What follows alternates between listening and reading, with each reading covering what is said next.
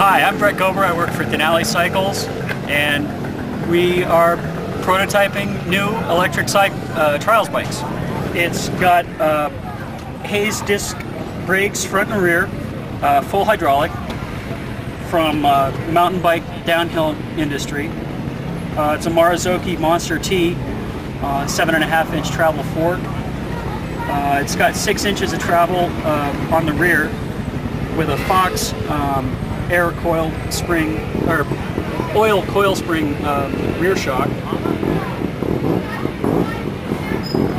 It's a 36 volt, 275 amp power system. 3 batteries in series. Power levels similar to a 125cc trials bike. It's 13 horsepower peak with a 1 horsepower continuous electric motor. The bikes are dead silent.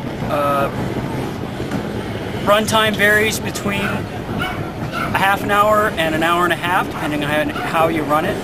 We charge them in about 40 minutes. Prototypes weighed in at about 135 pounds, 140 pounds.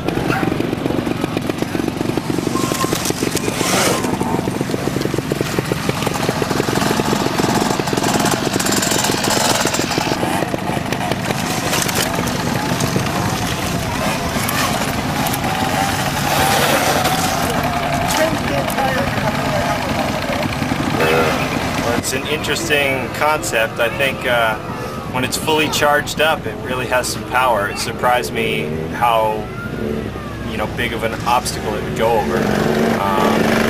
It's a lot of fun because it's a little lighter than a regular trials bike, and I think that maybe electric bikes are the wave of the future. I've seen some other ones around, and it's a good idea, and it's cool to have one that's actually a trials bike. What worked well and what didn't work so well? The brakes and stuff seem to work pretty good on it. The suspension probably needs some more fine-tuning. It seems to me that a lot of the components on it were bicycle related, and maybe weren't perfect yet for trials, but worked fine for the small stuff. But if you want to make it go over something bigger, it probably need to be better in the suspension. But power-wise, it was okay?